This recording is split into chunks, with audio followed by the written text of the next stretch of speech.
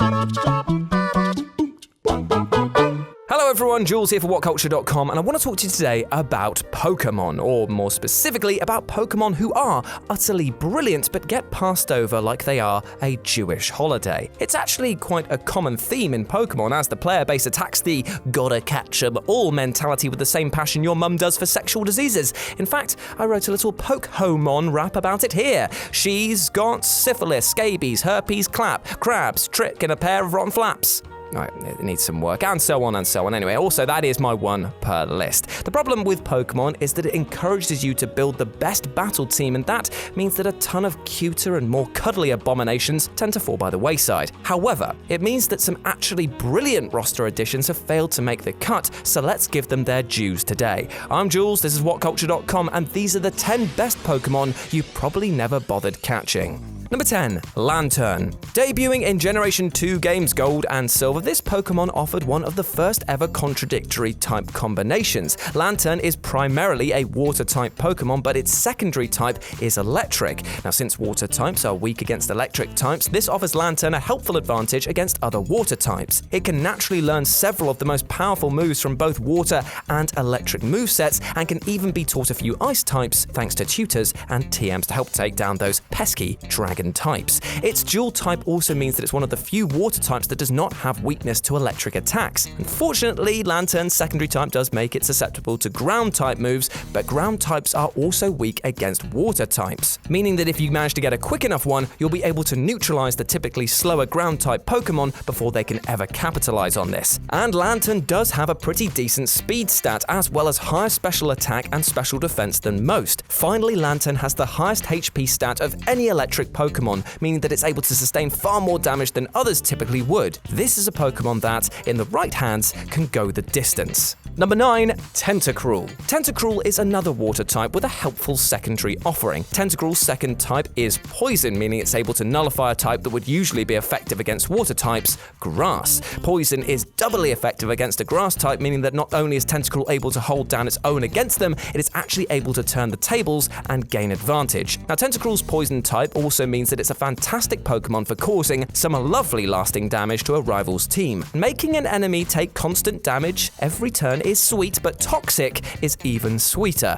Toxic Spikes is a move that poisons your foe's Pokemon as soon as they enter the field of battle. Now, though these spikes can be removed from the field, very few battlers actually have a Pokemon with a move to do so, and so Tentacruel's impact can be lasting and deadly. Tentacruel can also have the ability Liquid Ooze, which just sounds delightful, doesn't it? Which means that any player attempting to use a HP stealing move will actually see their Pokemon's health damaged instead, making it a brilliant middle finger mid-battle.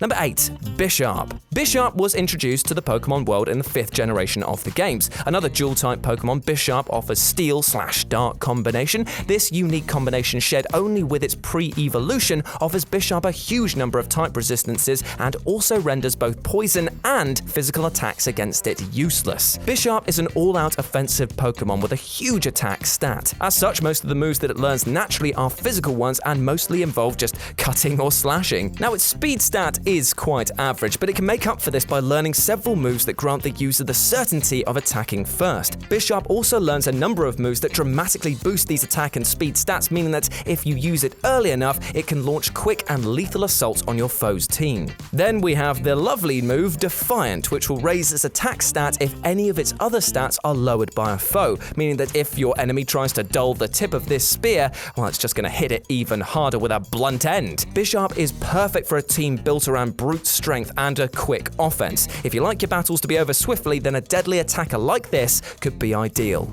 Number 7, Milotic, or Milotic. Though most teams are filled with dual-type Pokemon because they are seen to have double the potential for advantage, single-type Pokemon like Milotic or Milotic can be useful too. Since it's solely a water type, this has weakness to grass and electric. However, it has weapons in its arsenal that allow you to deal with both of these. You can teach it ice types to deal with grass and are able to give it Bulldoze to offer resistance to electric types. And resistance is the key here, as this poke ain't aiming for the punch-out, it's here for the long term. With Light Screen and Mirror Coat, it can last even longer and provide support to other team members. If you like to battle by sacrificing one of your monsters early on in exchange for helping out the stats of the other 5, then this is an excellent choice.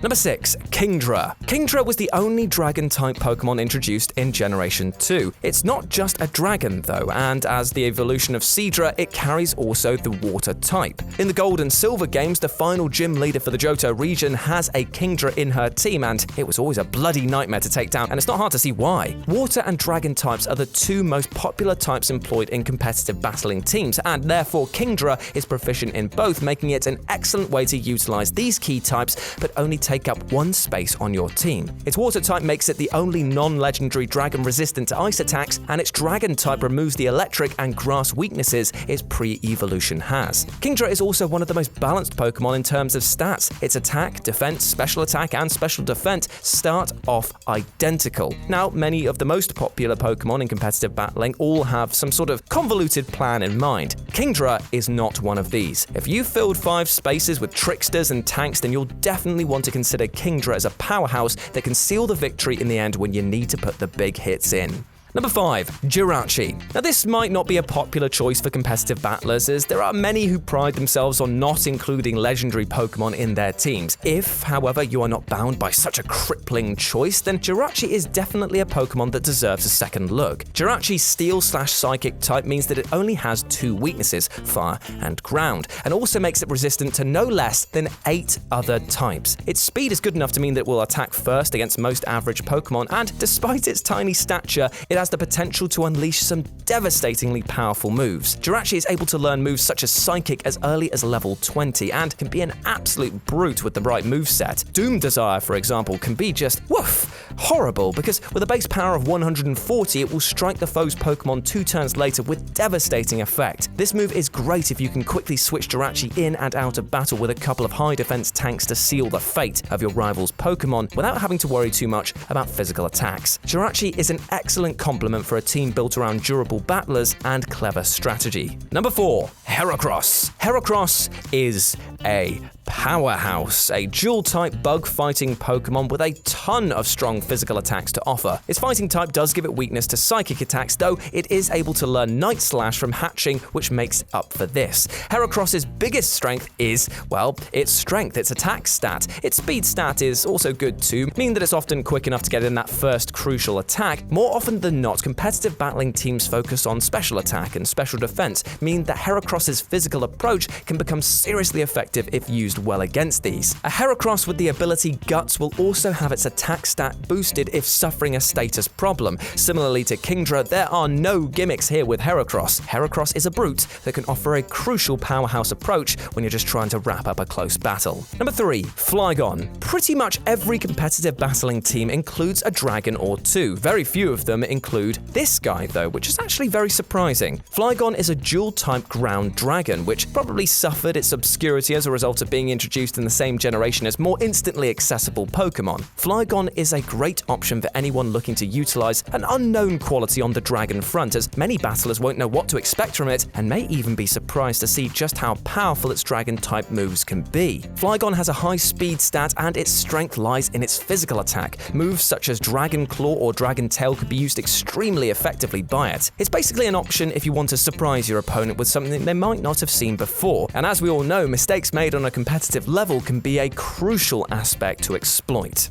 Number 2. Medicham. Medicham is quite a strange Pokemon. It's a dual fighting / psychic battler, and it's one of the very few Pokemon that can naturally learn attacks from other type sets, adding fire, ice, and electric attacks as it levels. Equipping it with all 3 of these punches will make it an excellent utility Pokemon to deal with any number of other types. Since there are tons of different Pokemon types and only 6 spots available on your battling team, having a Pokemon that can cover so many options could be just the boost you need. Though its attack stats may not always lead to one-hit KOs, its defense and speed should mean that it's reliable over a couple of turns. Equipping it with the move Future Sight can see it have a lasting impact on battle and can make up for its weaknesses in all-out attack. And number 1, Frostlass. Now, truth be told, Frostlass is a difficult Pokemon to use well. Its Ice/Ghost type combination leaves it with 5 different weaknesses, meaning that the potential for your foe to find and exploit one is quite high. However, in the right hands, this can be a dragon's worst nightmare nightmare, as with a powerful Ice-type move or two and Destiny Bond, this is a ticking time bomb to even the strongest of foes. Now, Destiny Bond makes an enemy who takes out Frostlass faint as well, so it's pretty much a nuclear response to a beatdown. Ideally though, you won't ever want to use a Pokemon as a sacrifice, but it's a great backup. And when you couple this with a brilliant speed stat, an equally awesome attack and special attack rating, and a chance of getting Cursed Body, which gives a flat 30% of disabling an opponent after it takes a hit, and suddenly those issues with durability become factors which turn Frostlass into something else. And there we go, those are 10 Pokemon that you probably never captured, but you should definitely use in your battling team. Let me know if you've had any success with these down in the comment section below, as well as any other tips as well for all of us Poke trainers. Let's share that knowledge indeed. And if you want to go share some more Poke tips with me, you can go hop, skip, and a jump over to Twitter and follow me at RetroJ with a 0. You have been awesome, never forget that, and I'll speak to you soon. Bye!